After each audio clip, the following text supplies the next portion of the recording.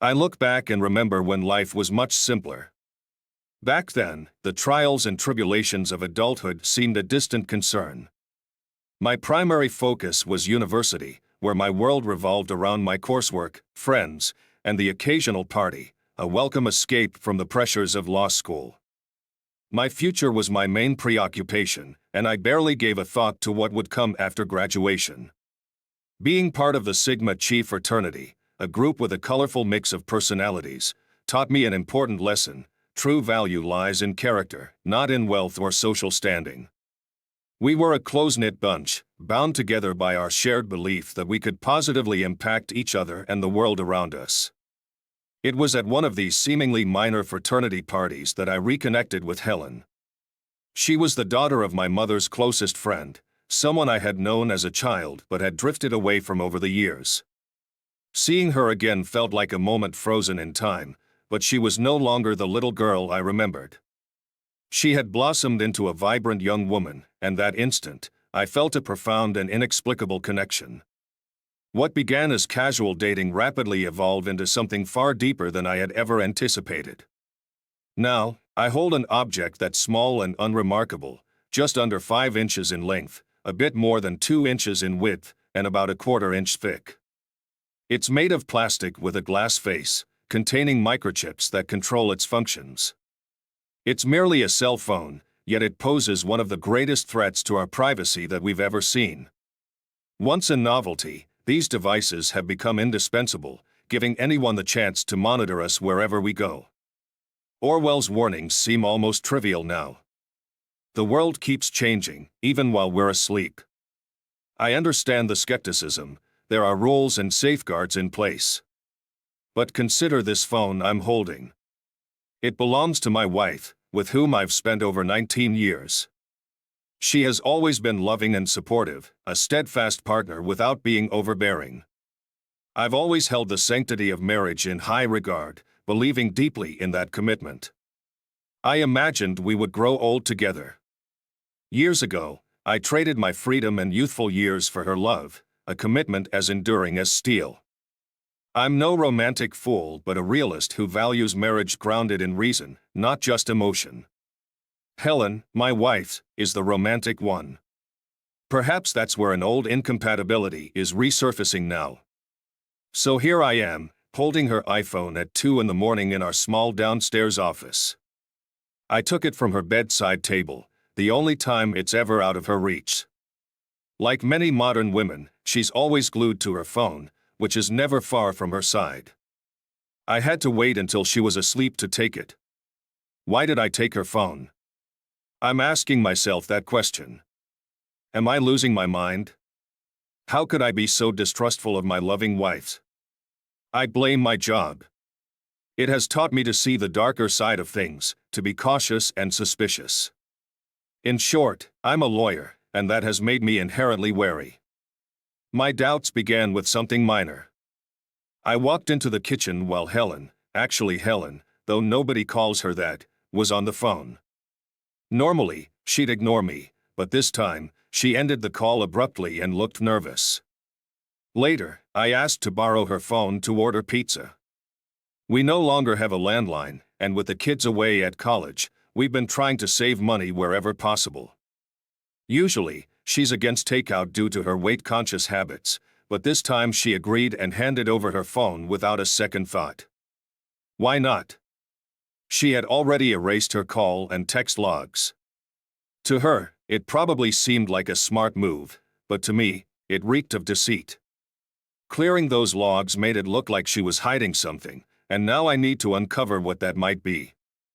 I know that tapping a cell phone is much simpler than tapping a traditional landline. Don't just take my word for it. Search for "bug cell phone" online and see the results for yourself. I even bought a 99-cent book on Amazon that covers the basics. The main challenge with iPhones is jailbreaking, which involves modifying Apple's operating system to install non-Apple apps. My daughters managed to unlock their mother's phone when she first got it, and they were quite proud of their skills. Now, as I hold my wife's phone and the cable that connects it to the iPad, I hesitate. Is this really the right thing to do? Could this decision jeopardize a marriage that has lasted 19 years? Why am I inviting trouble into a seemingly happy relationship where she would do anything for me, even though she rarely asks for anything in return? I entered into this marriage with some reluctance, but I've never regretted it. Let me introduce myself. I'm Charles T. Adams Jr. I was at that fraternity party you might be thinking of, but let me set the record straight about fraternities. Sigma Chi, the fraternity I belonged to, was different. We were the largest on campus, but our membership was based on character rather than wealth or status. Our fraternity brought together all kinds of people: jocks, nerds, top students, and those on academic probation. We had beer in the basement and tutoring sessions upstairs. It was all about brotherhood and doing the right thing. Failing to live up to those standards meant letting everyone down, and that guilt was hard to bear. Being a Sigma meant taking on responsibilities, like chaperoning the annual freshman party. Older brothers like me were tasked with overseeing the pledges, and we welcomed all freshmen, both men and women, because it was known that Sigma Chi House was a safe space. As a second-year law student, I was usually detached from campus parties, but it was my turn to help out. Helen came to the party with her friends, and I recognized her immediately. She was the oldest daughter of my mother's best friend, someone I had seen many times over the years. In my mind, she was still a child, but now she had matured into a young woman, still youthful but unmistakably more woman than girl. I went over to say hello, and Helen, who was 6 years younger than me, greeted me warmly and even gave me a kiss. She was always friendly and seemed to enjoy showing me off, probably because being an older student and a Sigma host gave her a bit of a boost. I ended up watching over them all night and driving them home after the party. Helen set up a date with me for the following week. We hit it off and dated for the rest of the semester, although it wasn't serious on my part since she was a freshman and I was a graduate student. Eventually, she broke up with me to date other people. At the time, I was fine with it, but soon I felt like something was missing. I couldn't quite pinpoint why, as she wasn't classically beautiful, but there was something about her fresh, innocent look. She was very pretty, about 5 feet 4 inches and maybe 110 pounds, with soft brown eyes that drew me in. It wasn't exactly love on my part, more like an intense attraction. Helen had an infectious cheerfulness that left a noticeable void when she wasn't around. While I'm intelligent and perceptive, I'm also quite introverted and reserved. I tend to withdraw into myself, whereas Helen is outgoing and easily makes friends. She's always the center of attention at social events. When she broke up with me to see other guys, it stung and left me feeling bruised and insecure. By July, after completing my second year of law school, finding a summer internship became crucial. It's essential to secure one after your second year to improve your job prospects after graduation. I applied in major cities like New York, Chicago, and Washington, D.C., but the competition was intense. Eventually, I managed to land a position in our small college town at a venerable law firm specializing in eminent domain. With my apartment lease expiring in June, I needed temporary housing for the summer. Fortunately, the university opened a dorm for summer students and required an older student to act as a responsible resident assistant. This arrangement allowed me to stretch my law clerk's salary further. Helen, who was taking summer classes, was also staying in the dorm. I tried to keep my distance from her until one day, as I was heading up the stairs, I spotted her a flight ahead. When I reached my floor, she was coming down, seemingly to intercept me. "I need to talk to you," she said. "About what?" I asked, trying to pass by her. "About us and the foolish mistake I made," she explained. She regretted ending things and wanted another chance. Though I was wary, I agreed to give it another shot, keeping my emotions under control. This time, Helen wasn't playing games. Her birthday was August 15th, and she had just turned 18. When I asked what she wanted for her birthday, she said, "I want you to make love to me. I want you to be my first." I was surprised by her request, given that we had only been physically intimate to a certain extent, but I wasn't ready to go further and told her so. Helen was persistent, as always, and managed to get her way. The day after her 18th birthday was a Saturday. Helen volunteered at a women's shelter run by a local chapter. She went there early in the morning, and since she didn't have a car, I picked her up at the student union around 4 in the afternoon. We were staying in the dorm for a few more days before the new semester started. When Helen arrived, she wore jeans and a t-shirt from the shelter, carrying an overnight bag. It was clear we planned to spend the night together, but I wondered why she needed the bag if we were in the same building. We went to my dorm room, where I was alone. I set the mood with candles and opened a bottle of champagne. We were both nervous, but after a few drinks, things started to progress naturally. Helen was incredible. Helen soon wanted to introduce me to her family. Her parents, Eleanor and Richard Turner, along with her younger sister Julia and her brother Eric Jr., were a successful and impressive bunch. Richard was a senior VP at Shamal National Bank, and Eleanor taught at Shaman Community College. Eleanor, originally from Shamal, had attended high school with my mother, who later became a nurse. Eleanor Turner was an impressive figure, standing taller than Helen with a statuesque beauty that had only improved with age. Her husband, Richard, was a tall, silver-haired businessman who, though just 45, looked a bit older and carried some extra weight. Eleanor seemed to defy the aging process, maintaining a youthful appearance. Their 16-year-old daughter, Marianne, was starting to gain weight but inherited her mother's height and looks. Little Eric, who was 11, was tall for his age and showed signs of developing a strong physique. He and I quickly became close friends, and he is now one of my best friends.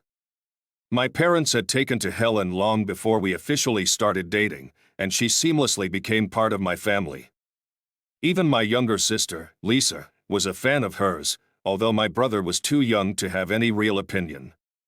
My family wasn't as affluent as Helen's. My father, Charles Sr., ran the family equipment rental business alongside my uncle Robert, who was a decade older and a bit tight-fisted. Thanks to my father's outgoing personality and knack for connecting with people, the business was thriving. My mother, Nancy, worked to supplement our modest income, as Uncle Robert was conservative about profits. She was tall and attractive, 8 years younger than my father, with striking blonde hair that she maintained with the help of a hairdresser. Working nights, she earned a master's degree and eventually became the head nurse at her hospital. My relationship with my father was complex. Despite his friendly, outgoing nature and belief in finding common ground, he often struggled to understand my introverted and reserved personality. He was a man who preferred to turn the other cheek rather than engage in conflict.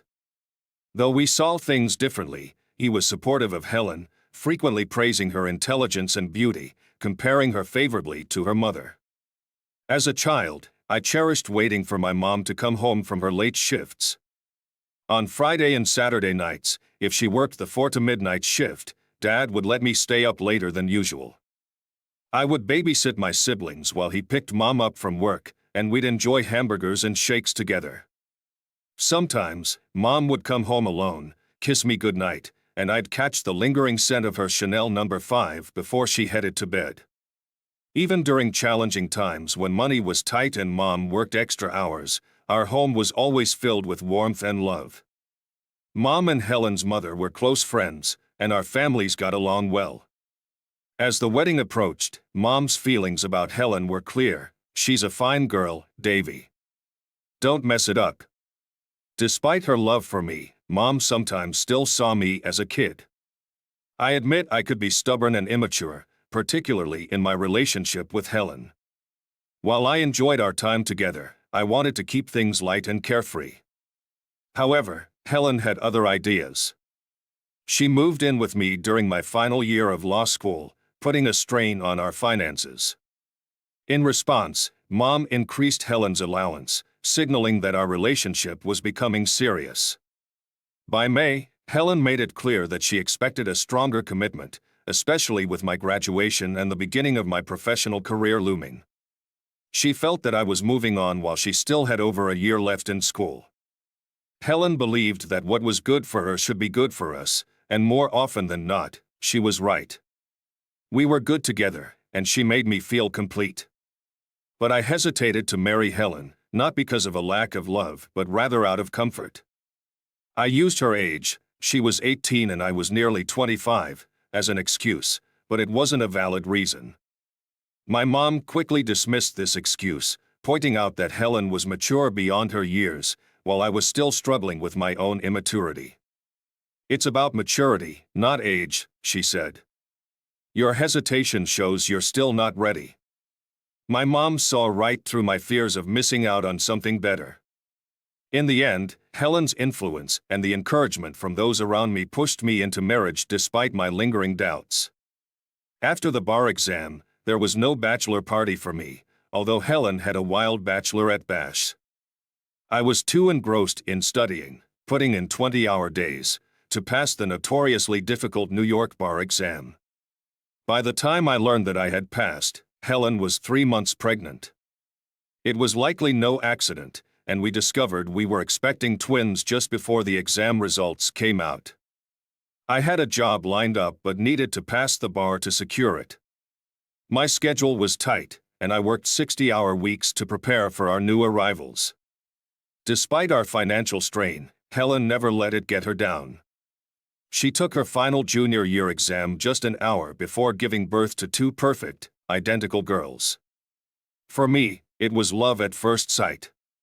18 years later, I still love those girls deeply, though in a different way. Helen and I had a rough start. We lived in a cramped apartment with tight finances, but she never complained. Being a father was both terrifying and heartwarming, and I treasured reading bedtime stories to my girls. They saw me as their hero, believing I could solve any problem and brighten any day. Life was challenging, but their hugs and kisses made it worthwhile. It wasn't always smooth sailing. Helen and I faced tough times, especially when our kids contracted pneumonia and were hospitalized. I fell apart under the stress, but Helen remained strong, comforting me with reassurances. "Charles, they will get better. No matter what, I will always love and support you." In those early years, Helen was the bedrock of our marriage, holding everything together. I owed her everything and was determined to succeed for our family, more so than for myself. Naturally lazy and unambitious, I was transformed by marrying Helen and having our children. I became driven to succeed, even if it meant making compromises. The first few years were grueling, with long hours at work and minimal rewards. I had to rely on my wits and occasionally bend my principles to get ahead. But coming home to Helen and our daughters, Emma and Sophie, made it all worthwhile. Helen attended school in the evenings while I worked from home and took care of the kids. I couldn't have been happier. By the time our daughters started kindergarten, Helen had earned her PhD and began teaching at a community college. She quickly advanced to a full professorship at the university. Her income was a blessing, but by then, it was too late for me. I had already become a partner at my law firm, though not through entirely honest means. My income was high, but my morals had taken a hit. Nonetheless, I had a family to support, and as a lawyer, I could justify my actions. Eminent domain is the government's right to seize private property for public use, such as for building roads or schools, while compensating the owner for its value. In theory, the process of eminent domain is a necessary one, designed to benefit the public by allowing the government to acquire private property for public use, like building roads or schools. But in practice, it often feels unfair. Lawyers like me step in to help property owners get the best deal possible. My success in this field began with a stroke of luck. I found myself seated next to Peter Landrieu in law school. Peter later became a prominent figure in the New York State Senate, dealing with real estate laws. Our connection proved invaluable, as it gave me access to insider information, helping me secure lucrative cases where property was being seized under the guise of redevelopment for private interests. My job evolved into one where I used every trick in the book to ensure my clients got the best possible outcome, even if it meant bending the rules. I worked closely with appraisers, sometimes leveraging their influence to benefit my clients. I relied heavily on tips from Peter about upcoming property takings, and in return, I helped him out of financial jams. My firm admired my knack for spotting new opportunities, and I was well rewarded. Over time, justifying my ethical compromises became easier. I convinced myself it was a form of community service, but that's a story for another time. Back to the issue with Helen's phone. I decided to install a spy program on her device. This software was designed to record her conversations and send them to my iPad, forward all her text messages to my phone, and allow me to listen to her calls in real time or record them for later. Theoretically, nothing Helen said or heard would be hidden from me. But the reality proved to be quite different. On the first day, Helen spent nearly 5 hours on the phone. Sifting through her conversations felt overwhelming. She spent 45 minutes chatting with a friend about a dress she'd seen at the mall but hadn't bought. After 3 weeks of monitoring, my paranoia was starting to take a toll, and I was almost ready to abandon the plan. Then, a text message came in. I was in a meeting when my phone buzzed with a new message notification. I ignored it at first, but then 2 more messages arrived quickly. Helen and I rarely texted each other, so it was unusual to receive multiple messages from her. After the meeting, I checked my phone and saw 3 texts relayed from Helen's phone. Remember, we're having lunch today. Tom can't miss you that much. When and where? Ooh, ERD Cooper at 12:30 p.m. Love you. It hit me that Helen had a lunch date with someone named Tom, who seemed to be very affectionate towards her. Cooper's restaurant, where they were meeting, was a small, intimate place, perfect for a discreet rendezvous. It was already past noon, so I couldn't make it there in time, but I decided to eavesdrop. I activated the spy program on her phone and listened in as I drove. At first, I heard only car noises, then the sounds of a restaurant and a hostess greeting Helen. "Good afternoon, what can I do for you?" the hostess asked. Helen replied, "I'm meeting someone." Then I heard, "Oh, there he is." It sounded like they exchanged a hug or perhaps a kiss. The conversation began with pleasantries. Tom spoke confidently, complimenting Helen on her hair, dress, and beauty. I listened as he tried to seduce her, which would have been fascinating under different circumstances. But this was my wife. As their food arrived, their conversation turned to me. They discussed how old, fat, gray, and boring I was. Tom told Helen she deserved better and expressed his desire to be with her. It was a gut-wrenching moment, hearing the man who was supposed to be her secret admirer criticize me so openly. "I'm married," Helen said, her voice firm but tinged with frustration. "I plan to grow old with Charles. Please understand. Can't you see? He's already aging, and you're still young. You should live your life while you can. If you can't leave him, then we'll have to part ways." "I can't cheat," she insisted, her voice softening. "I've only ever been with Charles. I love him, but I need you to feel complete. I need Charles to understand that there has to be a compromise. Just give me time. For everyone's sake, please. I've waited so long already." "I understand," Tom said, his tone sympathetic yet impatient. "But I need time too." "Okay," Helen agreed, "but please, no longer than that."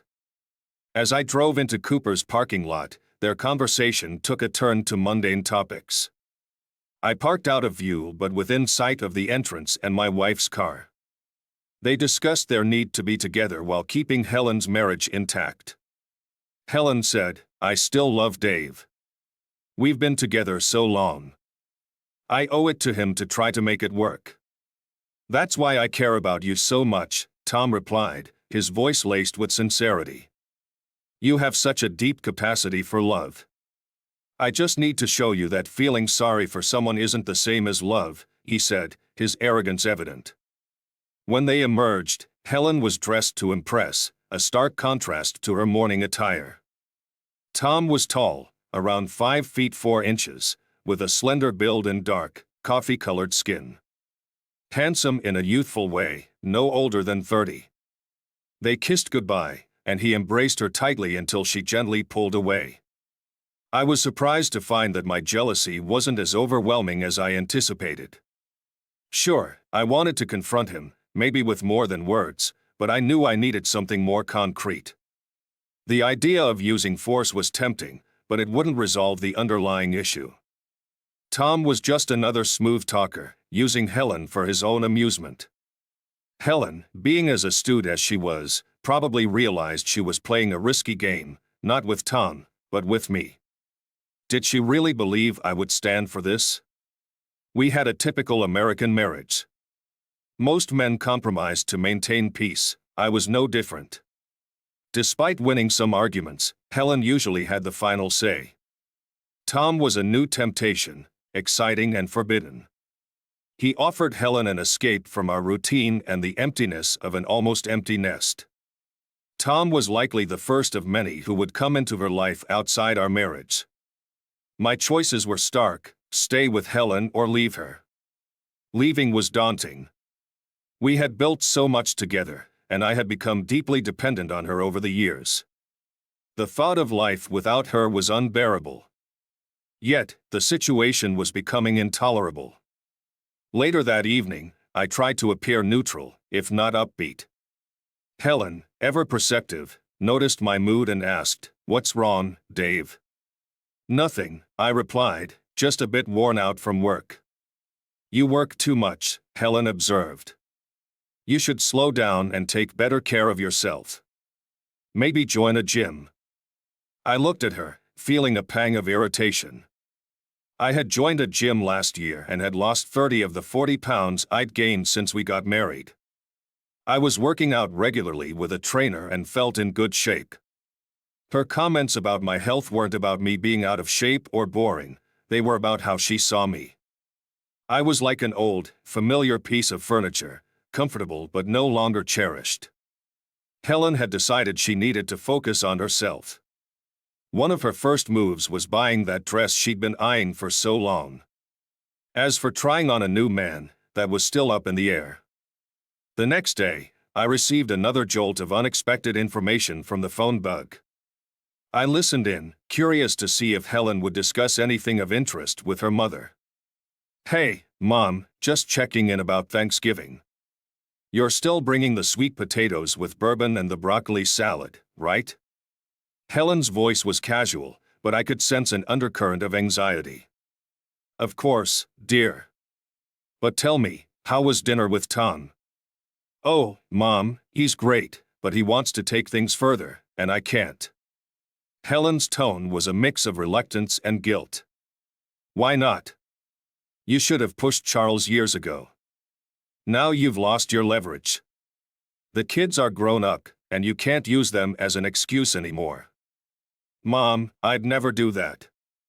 I may be a bad wife, but I refuse to be a bad mother." "Nonsense. You're a great wife. Does Charles ever complain?" "No. You keep a perfect home, cook well, raise 2 wonderful girls, and satisfy your husband. Plus, you contribute financially." "Yes, but now I'm contemplating infidelity. It's not cheating if he consents. Charles needs to understand that women's needs evolve as they age. We need variety, while men just need familiarity. Having another man won't affect Charles.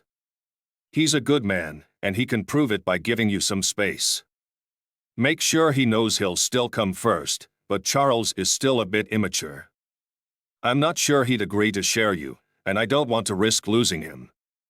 Your father isn't very broad-minded, but I've been seeing other men for decades, and he hasn't left me. It took time, but he adjusted." "Yeah, but Charles isn't Dad. I don't see him accepting that I have a secret lover. Let me talk to Nancy. She knows Charles well and was the one who convinced him to marry you. Let's see what she thinks." My mother-in-law's suggestion came with cryptic undertones that left me unsettled. What was she implying about my parents? The conversation made me regret tapping Helen's phone. Hearing other people's opinions about me only deepened my sense of despair. A few days later, my daughter Sophie called. "Hi, Mom. Emma and I will be home on Tuesday for the break, but we need to be back by Saturday. We have hot dates with 2 soccer players after their game on Sunday." "Okay, I'll let your dad know." "But I thought Emma was dating Rick, the swimmer." "She is, but he's got to deal with it," Sophie giggled. "I guess times have changed. If guys are okay with their girlfriends dating others, oh, Mom, you're so old-fashioned. By the way, how's it going with Tom?" "Nothing's going on. I'm married to your dad." "What am I supposed to do about Tom?" "Oh, please, Mom. Daddy's a fat old man. He can't expect you to give up someone like Tom for some outdated tradition. You should go for it. Daddy loves you and doesn't have a choice." In the background, Emma added, "Exactly. Do you want us to talk to Dad?" "Dad, we can explain and remind him of everything you've done for him," Sophie said confidently. "He loves you more than anything. He can't expect to have you all to himself. It's not fair." "I don't know," Helen responded, sounding uncertain. "Your father never gave in to me, even when he had the chance. He can be very sensitive." "But, Mom, we know Dad loves you," Emma interjected. "If you explain how much you want and need a relationship with Tom, just assure him that he'll always come first." "That's what I told Rick, and he's fine with it." "Your grandmother is going to talk to Grandma Langdon," Sophie added. "I hope they can work things out so Dad understands that Tom isn't a threat and that what Tom and I have is just a shadow of what you and Dad share." Hearing my daughters discuss me like this was both shocking and painful. The thought of them calling me a fat old man stung deeply. Even though they claimed Helen still loved me, I realized I had let myself go. I was in decent shape but had neglected my appearance and style. Determined to change that, I went to a salon to get my gray hair touched up and restyled. Helen didn't even notice the change. I then went shopping in New York and bought a new wardrobe to complement my slimmer physique. I didn't look 30, but I looked good for 45. Still, neither Helen nor my daughters seemed to notice the effort. When they came home for Thanksgiving, they greeted me with the same cheek kisses as always. It struck me how they seemed to take me for granted, expecting me to be there when needed and invisible otherwise. We had little in common and had become strangers living under the same roofs. I knew more about them than they did about me, as I had always kept to myself. Thanksgiving brought together the Turners and Landons, 21 people in all. After watching the parade and a soccer game on TV, the women gathered in the kitchen while the men settled in the living room. I slipped away to the family room, where my daughter-in-law and Sophie were keeping an eye on the small children. I locked myself in, put on headphones, and tuned into the kitchen conversation through Helen's phone. I heard my daughter Emily's voice first. "He's gone into his room and closed the door." "What's wrong with Dad?" I heard my mother-in-law ask, "What do you mean?" Helen replied, "Well, he has new clothes, a new haircut, and less gray hair." "Honestly, I noticed something too but couldn't pinpoint it," my mother said. Helen added, "He's also thinner than last year." "Yeah, it could be," Mom agreed. "I don't know.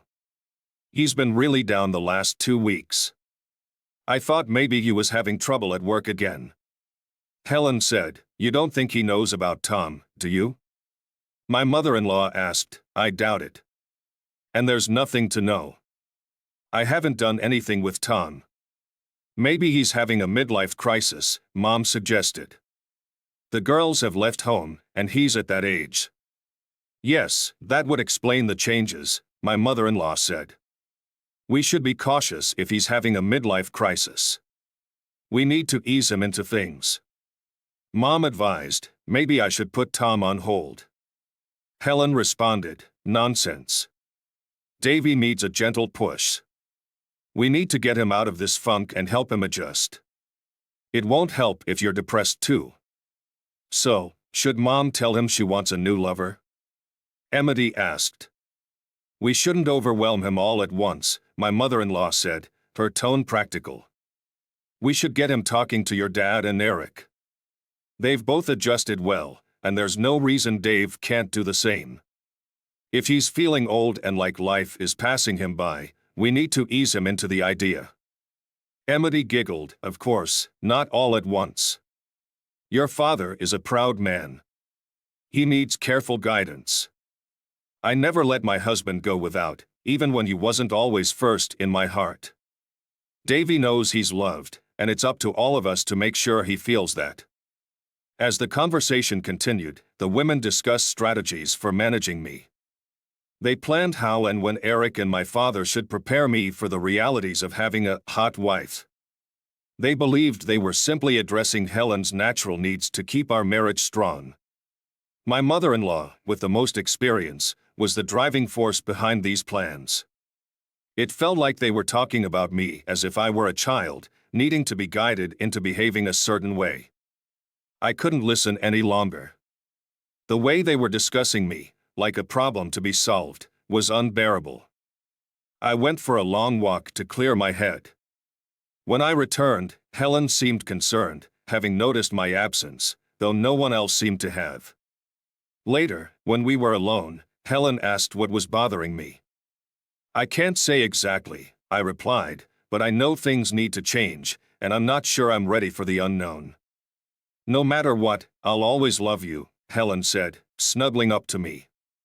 You'll always be the most important person in my life. Her words made me feel guilty, as they always did, but they did little to reassure me.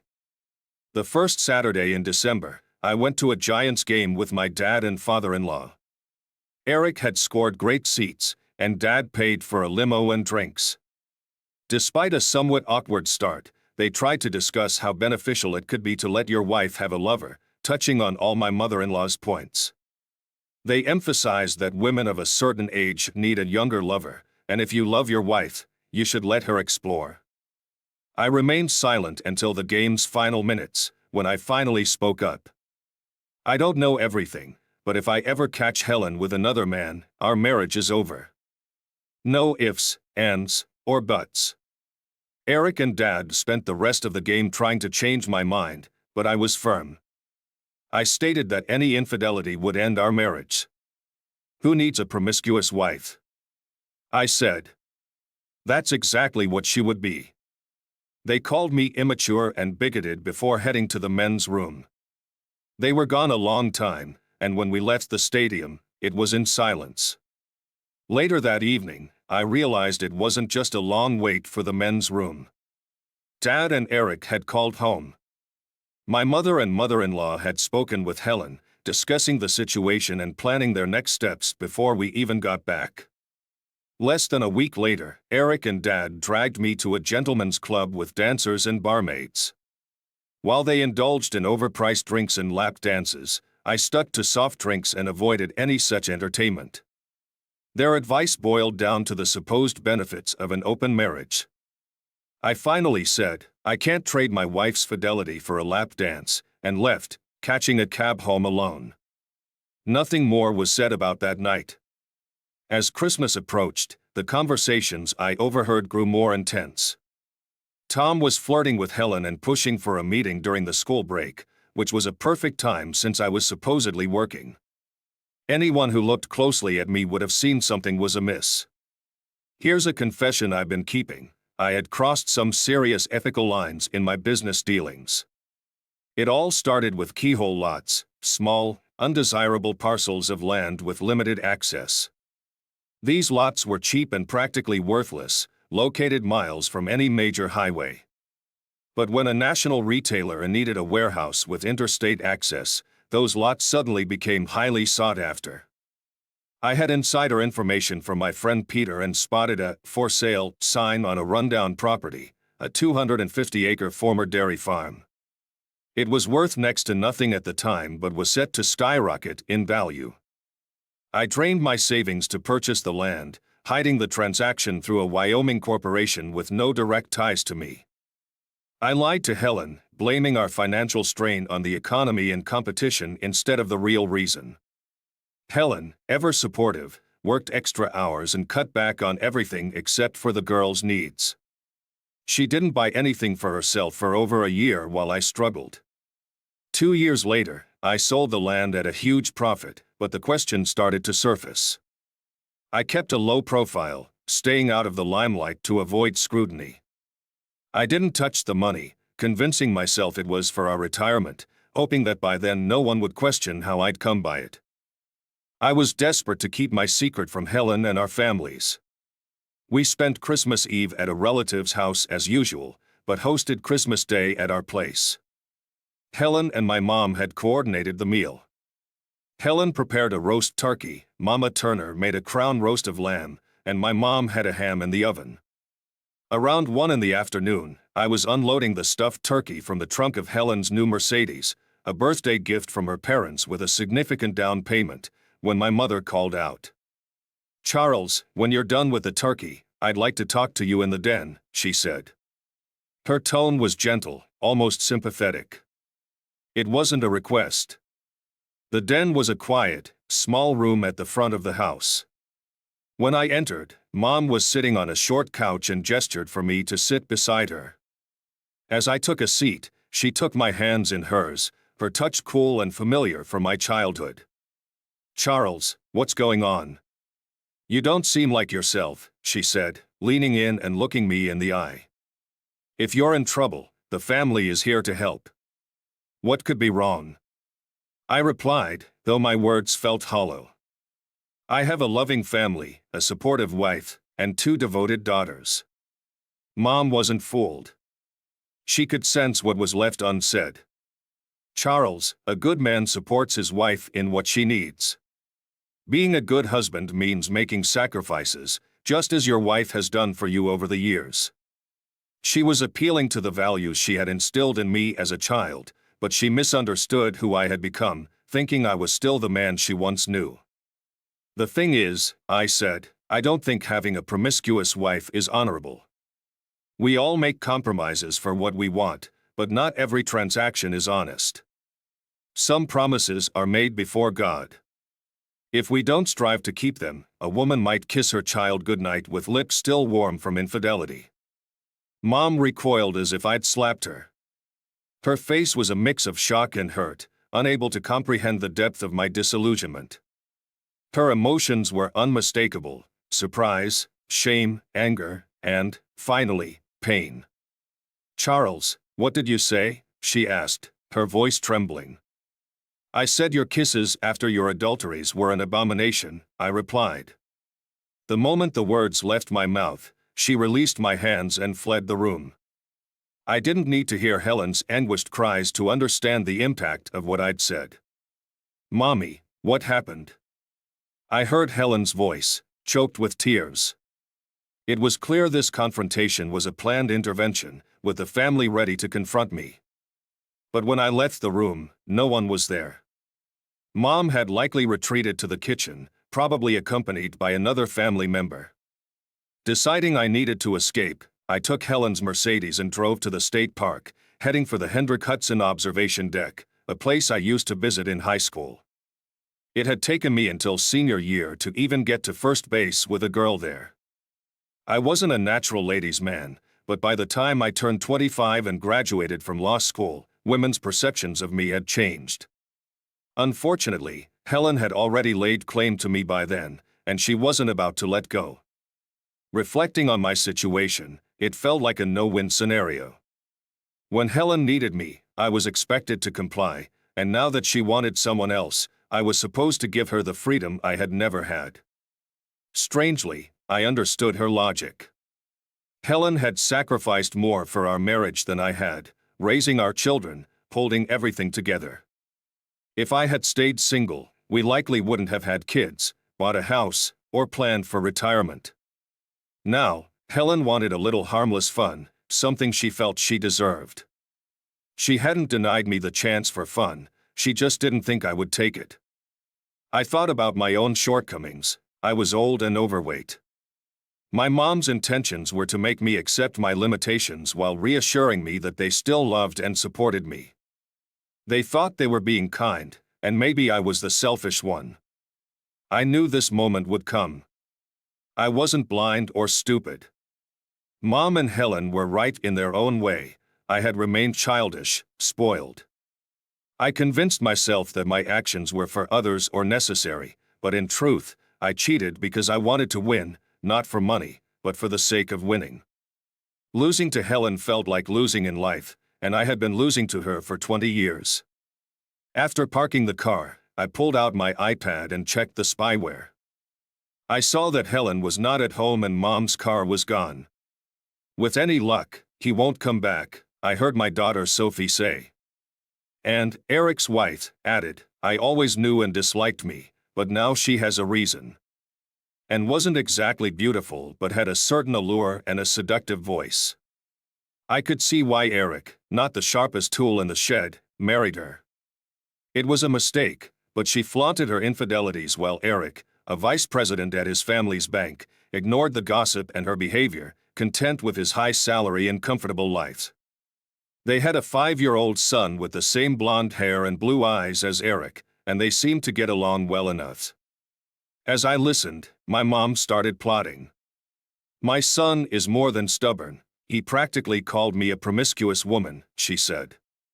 I don't believe that, my mother-in-law replied. Charles is too good a man for that. He seems to know everything, Helen said with frustration. The old folks must have slipped up. He's taken it the wrong way. What should we do? My mother asked, her concern evident. I don't want to lose my husband, Helen replied. We need to handle this carefully. We'll have to be strategic, my mother suggested. If he won't come around on his own, we might need to nudge him in the right direction. My sister chimed in, we shouldn't underestimate him. He's always been sharp.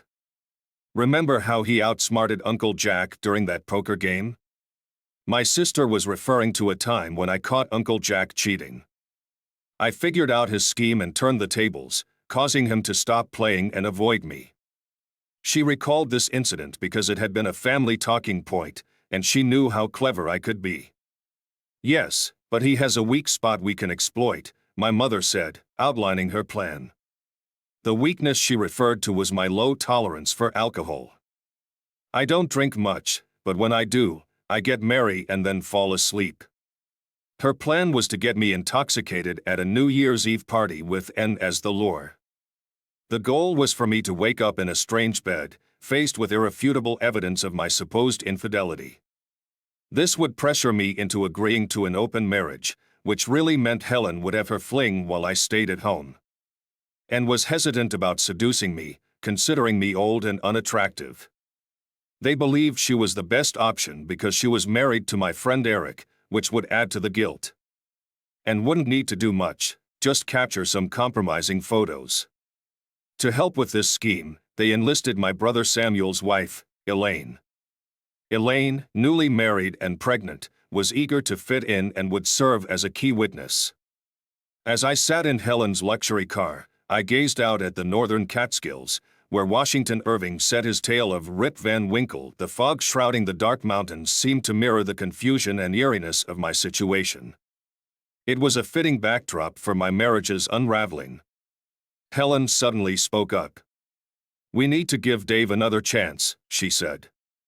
What about Tom? Will he wait? Her mother asked. Tom is anxious. We both have this week off, and he thinks it's the perfect time to meet. But I still need Charles. He's my first and true love. I want to sort this out with him. He's never denied me anything, and I don't think he'll start now. We just need to find common ground. Helen replied, my plan will work. He needs to face the reality of our situation. Talk to him more, but don't delay things because of my stubborn son. I'll give Dave one more chance to step up, Helen concluded firmly. I had no choice but to go back and face Christmas dinner with my family. The atmosphere was frosty, except for and who had apparently resigned herself to flirt with me despite her misgivings. Helen led me out to her Mercedes. "What about Christmas dinner?" I asked, confused. "We're not going," Helen replied with a sly smile. "We need to have a serious conversation." "Is there something specific we need to discuss?" I asked, sensing that her tone was more than just about the holiday plans. "Yes," she said, her smile growing more devious. "But let's not do it here." Helen drove us to the Hilton, where she had already booked a room. A bottle of White Star champagne awaited us when we arrived. "What's wrong, love?" I asked, trying to gauge her mood. "Nothing's wrong," she replied, her voice soothing. "Please stop worrying. It's not about us. I love you and always will. I want to be with you forever, just like we promised. Forget everyone else. You know I could never love anyone else." "Yes, love," I said, trying to affirm her, but her words felt hollow. "Is there a difference?" "Yes," she said gently, "I'm trying to reassure you that we'll be together forever. You can keep a bird in a cage, but don't leave the door open." "What does that mean?" I asked, confused. "I offer us freedom because we love each other," she explained. "That's what keeps us together. I won't fly away."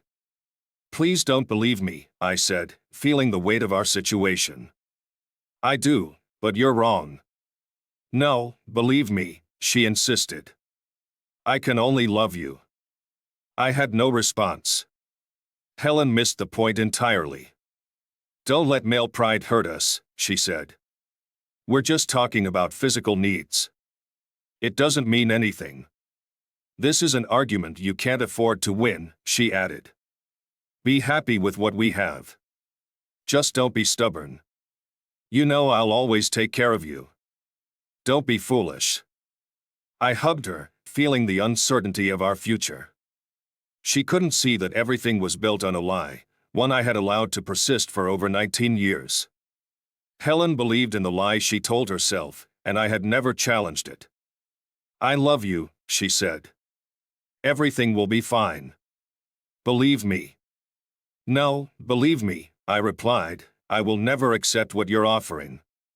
I've kept my end of the bargain." The conversation ended there. The following Wednesday, Tom invited Helen to his house for lunch. I listened just long enough to confirm that they had ended our marriage by mutual agreement. They spoke of each other affectionately, as if I didn't exist. Friday was New Year's Eve. I started the evening with a drink at Irish Mist, my favorite bar, where I had invited all my older friends but no family members. Sticking to non-alcoholic drinks, I avoided any signs of inebriation. I didn't arrive at Eric Jr.'s house until 8 p.m., taking a cab since my old Honda was parked some distance away. I arrived feeling worn out from the day, but the night was about to get more challenging. Eric's guests started off slow with drinks, but the alcohol quickly began to flow more freely. I had a hard time shaking them off, but fortunately, Anne and Eric had their own plans. After a few trips to the restroom to stay sober while pretending to be intoxicated, and asked me to dance. I let her lead, trying to keep up as best as I could. The ball had dropped in Times Square, and I was fully committed to pretending to be drunk. Anne and Elaine took my hands and led me upstairs. I assumed we were headed to a guest bedroom. Once there, they pushed me onto the bed. "I don't think I want you to do that," I said, sensing something was off. Elaine jumped back, her face a mix of surprise and panic. "Crap, crap, crap," and muttered under her breath. "I warned you, but who listens in this family?" I said, realizing the situation was spiraling out of control. "Now, both of you go downstairs and send that traitorous fool who calls herself my wife up here," I ordered. Anne and Elaine hurried out of the room, leaving me alone with my thoughts. The commotion downstairs continued for a while, raised voices and hurried footsteps. I didn't eavesdrop, I knew the confrontation was already in motion. Eventually, Helen appeared in the doorway. "You wanted to see me?" she asked. "Yes, come in and sit down," I said, trying to keep my voice gentle despite the circumstances. Helen sat down, tears welling up almost immediately. As her nose began to run, the tears continued to flow. "I'm sorry," she said. "I made a terrible mistake listening to the others." "What are you sorry for?" I asked. "That you wanted another man? Or that you had fun with him last Wednesday at his apartment?" She gasped, her eyes wide with fear. "No, maybe it's just that Mom's plan didn't work, and now you're caught up in it." "Please, Charles, I love you. It doesn't mean anything. You have to believe that." "Perhaps you're surprised at how calm I am," I said. "No, Helen, I won't forgive you." "Oh, please, Charles, forgive me and let's forget about it," she pleaded. "I forgive you, Helen," I said, "but there's really nothing to forgive except a little deception. The real issue is the rest of it. You see, I don't love you. I never have and probably never will." "You don't mean that," Helen said, her voice trembling. "That's just your anger talking." I couldn't help but laugh. "Do I seem angry? Let me assure you, I'm not. I've spent the last 19 years in this marriage. It hasn't all been bad, it's been a gilded cage. But now the door is open and I'm walking out, thanking you for finally setting me free." "Charles, please, that's not what you mean," Helen said, desperation creeping into her voice. "I'm not going to let you divorce me over something so trivial. After all the years of loving devotion I've given you, do you really want this?" "I'm leaving," I said firmly. "I had it all worked out. You held me with pure guilt, and now I have none. You wanted an open marriage, and I'm giving you the most open marriage possible, one without a husband." With that, I stood up and started to walk away. "What will you tell our daughters?" Helen asked, her anger rising. "Goodbye is all I will say," I replied. "I wish to God I could believe they weren't mine, but given what they are and what my mother is like, I have no doubts. So, goodbye is all I have for them, nothing more." I paused, reflecting. That's not entirely true. My girls are the little ones who will always be with me. They are locked in my heart. They never grew up, they still wonder if the ducklings will cross the road.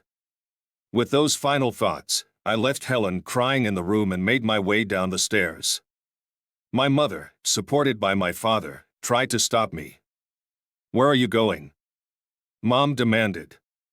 "A good question," I said, "one I don't have an answer to. But I guess to a lot of places I haven't been able to visit in 20 years. So you're just going to run away because life didn't work out the way you wanted it to?" Mom asked. "No," I replied, "I'm leaving to find the life I've missed so much." "Oh please, Charles, be reasonable," she pleaded. "Everything you have is here. Everyone who loves you is here. Everything we've ever done has been for you. Don't let stupid male pride ruin your life. You don't have a life without us. How will you live? Who will take care of you if you leave? There may be no going back, son. Think about what that means. Helen has been good to you. We all know how dependent you are." "I'm sorry," I said, "but I was already gone. You just didn't notice. The key was in the lock, you just had to turn it."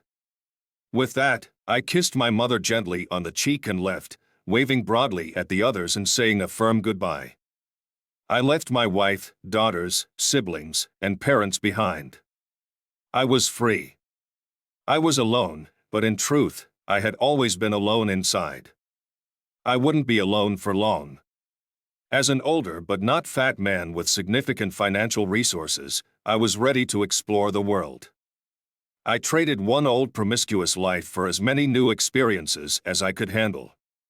After 20 years of confinement, I was stepping into a new and different world.